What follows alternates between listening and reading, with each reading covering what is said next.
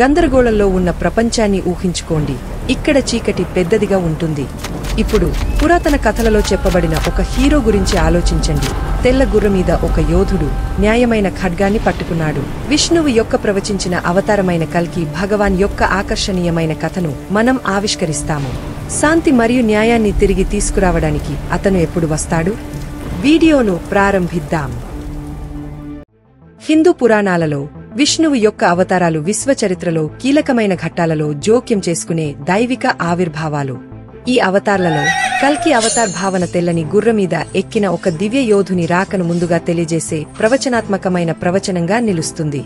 విష్ణువు యొక్క ఈ అవతారం విశ్వక్రమాన్ని మరియు ధర్మాన్ని పునరుద్ధరించడానికి ఉద్దేశించబడింది. కల్కి అవతారం యొక్క కథలు ప్రధానంగా పురాణాలలో, ముఖ్యంగా విష్ణు పురాణం మరియు భాగవత పురాణాలలో వివరించబడ్డాయి.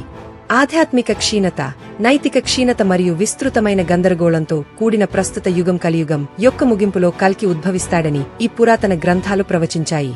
ప్రవచనాల ప్రకారం ప్రపంచం అవినీతి, అన్యాయం మరియు ఆధ్యాత్మిక కట్టుబడి లేకపోవడంతో నిండిన గొప్ప గందరగోళ సమయంలో కల్కి కనిపిస్తాడు. అతను స్వచ్ఛతను సూచించే తెల్లని గుర్రాన్ని స్వారీ చేస్తూ తన దైవిక అధికారాన్ని మరియు శక్తిని సూచించే మండుతున్న కత్తిని పట్టుకుని దిగుతాడు. దుర్మార్గపు ప్రపంచాన్ని ప్రక్షాళన చేయడం, ధర్మం యొక్క సూత్రాలను పునరుద్ధరించడం మరియు సత్యయుగం, సత్యం మరియు స్వచ్ఛత యుగం అని పిలువబడే కొత్త శకాన్ని ప్రారంభించడం వంటి ధ్యేయంగా కల్కి ఒక బలీయమైన యోధునిగా ఊహించబడ్డాడు.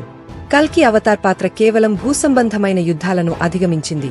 ఇది మానవాళిని దాని నైతిక వైఫల్యాల నుండి శుభ్రపరచడానికి, అణచివేత నుండి విముక్తి చేయడానికి మరియు ఆధ్యాత్మిక జ్ఞానోదయం వైపు నడిపించడానికి ఆధ్యాత్మిక పోరాటాన్ని కలిగి ఉంటుంది.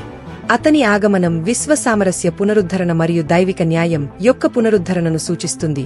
కలియుగం యొక్క చీకటి మధ్య ఆశాకిరణాన్ని అందిస్తుంది. ఈ విధంగా కల్కి అవతార్ యొక్క సాగా హిందూ పురాణాలలో విముక్తి, పునరుద్ధరణ మరియు మంచి మరియు చెడుల మధ్య శాశ్వతమైన పోరాటం యొక్క లోతైన కథనాన్ని కలిగి ఉంటుంది.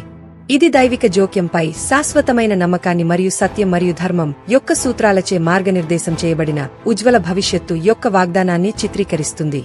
తెల్లని గుర్రం స్వచ్ఛత మరియు వేగాన్ని సూచిస్తుంది. మలినాలను ప్రపంచాన్ని శుభ్రపరచడానికి మరియు విశ్వ సమతుల్యతను పునరుద్ధరించడానికి వేగంగా వచ్చే దైవిక శక్తిని కలిగి ఉంటుంది. ఇది నైతిక అధోకరణం మరియు గందరగోళ సమయాల్లో స్వచ్ఛత మరియు దైవిక జోక్యానికి దారితీసే కల్కి అవతార్ రాకను సూచిస్తుంది. మండుతున్న కత్తి కల్కి అవతార్తో అనుబంధించబడిన మరొక ఐకానిక్ చిహ్నం. దైవిక జ్ఞానాన్ని మరియు అజ్ఞానం, అసత్యం మరియు చీకటి శక్తులను తొలగించే శక్తిని సూచిస్తుంది. ఇది న్యాయం మరియు ధర్మం యొక్క సాధనంగా కల్కి చేత ఉపయోగించబడింది. హిందూ సంప్రదాయంలో కల్కి అవతార్ భావన విస్తృతంగా ఉన్నప్పటికీ, కల్కి పురాణం విష్ణువు యొక్క ఈ భవిష్యత్ అవతారం గురించి క్లిష్టమైన వివరాలను అందించే ఒక నిర్దిష్ట గ్రంథంగా నిలుస్తుంది. కల్కి పురాణం ప్రకారం కల్కి సంభాల పట్టణంలో జన్మించిన బ్రాహ్మణ యోధుడిగా వర్ణించబడింది. ఈ వచనం అతని పెంపకం, దైవిక లక్షణాలు మరియు మానవాళి యొక్క రక్షకుడిగా అతని విధి పాత్రకు దారితీసే పరిస్థితులను వివరిస్తుంది. కల్కి పురాణం కల్కి యొక్క ప్రారంభ జీవితం గురించి వివరిస్తుంది. అతని సద్గుణ లక్షణాలు, యుద్ధ పరాక్రమం మరియు ప్రవచించబడిన అవతార్గా అతని చివరికి వెల్లడి చేయబడింది. ఇది అతని దైవిక లక్ష్యాన్ని నెరవేర్చడానికి అతని ప్రయాణాన్ని వివరిస్తుంది. చెడు శక్తులకు వ్యతిరేకంగా పురాణ యుద్ధంలో ముగుస్తుంది మరియు ధర్మం మరియు ఆధ్యాత్మిక జ్ఞానోదయం యొక్క కొత్త శకం స్థాపన. అందువలన కల్కి పురాణం కల్కి అవతార్ యొక్క కథనాన్ని సుసంపన్నం చేసే ముఖ్యమైన మూలంగా పనిచేస్తుంది. అతని పాత్ర, ఉద్దేశ్యం మరియు అతని ఆసన రాక యొక్క విశ్వ ప్రాముఖ్యతపై లోతైన అంతర్దృష్టులను అందిస్తుంది. కల్కి అవతార్ అంచనా లెక్కలేనని కళాత్మక మరియు సాహిత్య రచనలకు, అలాగే సాంస్కృతిక వ్యక్తీకరణలకు ప్రేరణనిచ్చింది. అతని కథ ఆశ మరియు పునరుద్ధరణకు శక్తివంతమైన చిహ్నంగా పనిచేస్తుంది.